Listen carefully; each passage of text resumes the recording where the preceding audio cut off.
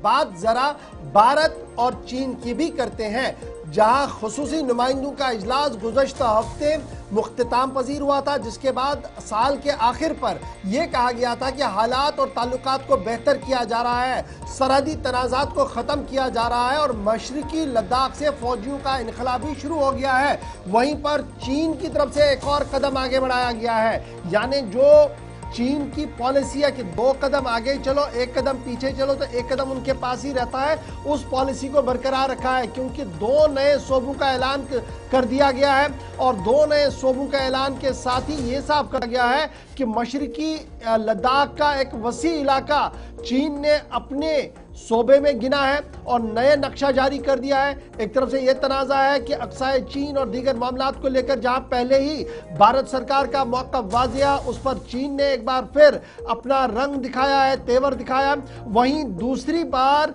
कि ब्रह्मपुरा दरिया पर भी वो एक बहुत बड़े डैम को बनाने का मनसूबा का ऐलान कर चुका है। और ये याद रखिएगा कि स्पेशल रिप्रेजेंटेटिव्स दोनों मुल्कों के जिन्होंने बॉर्डर टॉक्स में हिस्सा लिया था सिर्फ चंद दिन पहले, उसमें यह कहा जा रहा था कि पेशरफ्त हुई है। उस भी चीन की तरफ से हियान हेकांग काउंटीज जो जिंगजांग उगेर ऑटोनॉमस रीजन का हिस्सा बनाए गए हैं, जिसमें भारत का एक अहम हिस्सा जो लद्दाख का है उसको बनाया गया है कि ये इसका हिस्सा रहेगा। और दूसरी तरफ से अक्साए चीन, जिस पर चीन का गैर कानूनी तौर पर कब्जा है और सन 1950 और उसके बाद 1962 की सूरत हाल हम सब के सामने है, किस तरीके से दोनों मुल्क आमने सामने थे।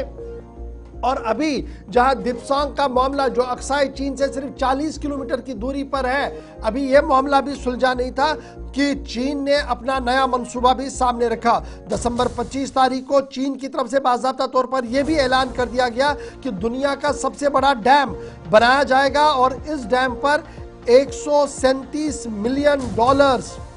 बिलियन डॉलर जो है वो सर्फ किए जाएंगे। 137 बिलियन डॉलर जो है वो सर्फ किए जाएंगे और ये दुनिया के सबसे बड़े इको फ्रजाइल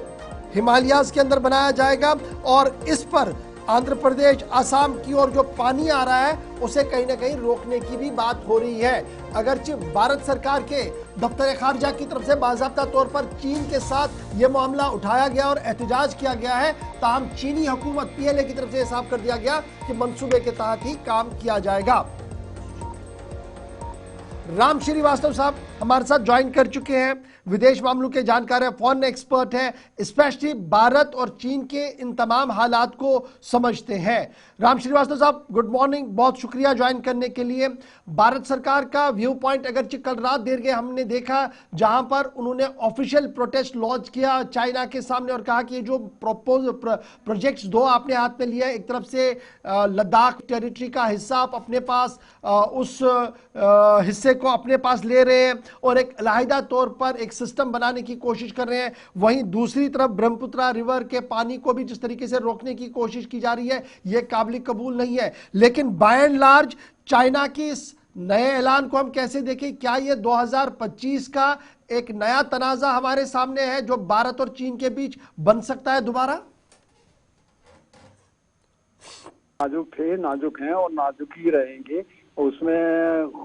खास बात यह है कि हमको बहुत सतर्कता के साथ इनके साथ डील करना पड़ेगा। अक्साई चीन का जो कब्जा उन्होंने 1950-1962 से कर रखा है, उस हिस्से पर अब उन्होंने जो उस प्रांत के विंगर मुसलमान हैं उनका लगभग खात्मा कर दिया है। वहाँ कोई मस्जिद नहीं है, कोई वहाँ पर दाढ़ी नहीं रख सकता है, नमाज नहीं पढ़ सकता है और उन सबका उन्होंने रिहेबिलिटेशन कैंप में भर भर कर उनका स्पेशल रिकॉग्निशन डेटाबेस तैयार किया है और उस इलाके को खाली करके कट्टर जो चीनी वहाँ की जो फौजी जमात के लोग हैं उनके खानदानों को बसाने के लिए उन्होंने इस इलाके का पूरा उपयोग किया है और वहाँ पर जो है पूरी तरह से वो भारत की जमीन है जिसका विरोध भारत सरकार ने किया है। ये उसकी पुरानी हरकत है कि आगे फैल जाओ और पीछे की तरफ बढ़ने की कोशिश करो। जैसा आपने कहा था, 2 कदम एक कदम पीछे रखो और 2 कदम आगे बढ़ो, ये जो उनकी टेक्निक है उसी के तहत वो काम कर रहे हैं। लेकिन इसका हमको सतर्कता और बहादुरी के साथ इसका मुकाबला करना पड़ेगा। रहा सवाल जो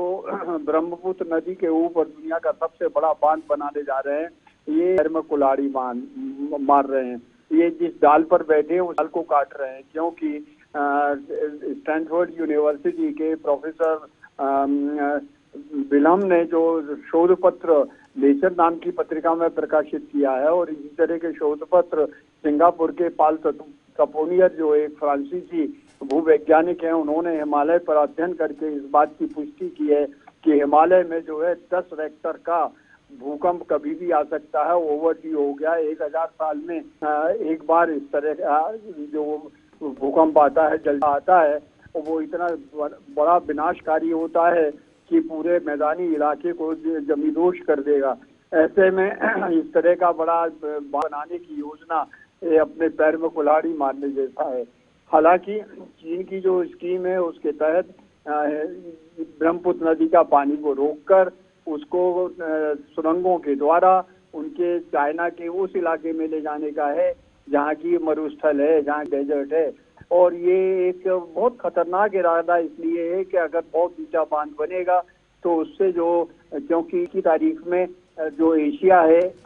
उसके अंदर भारत का जो प्रायद्वीप है अंदर घुसता चला जा रहा है एंटी क्लॉकवाइज डायरेक्शन में। इस बात की राम श्रीवास्तव जी, डॉक्टर राम श्रीवास्तव जी, ये जो एक बार फिर चाइना की जानिब से खिलाफ वर्जी की गई है, अगरचे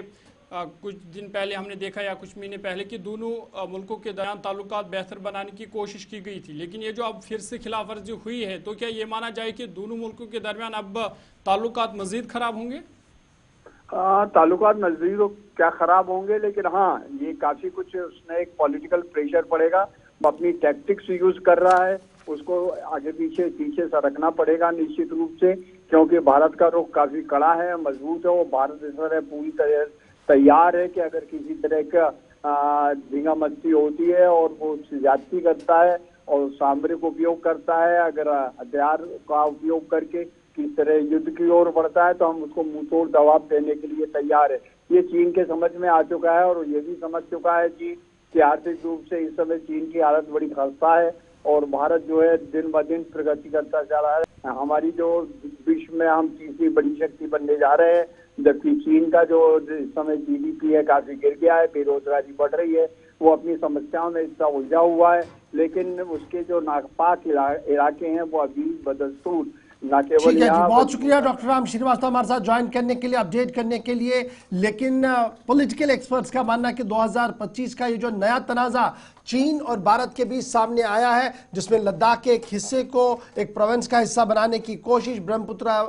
पानी को वापस रिस्ट्रीम करने की बात है, ये एक नया तनाजा जो है वो उभर सकता है। देखना होगा कि भारत की तरफ से ऑफिशियल प्रोटेस्ट तो लॉन्च किया गया है, अब चीन क्या कुछ इस पर आगे बात करेगा। लेकिन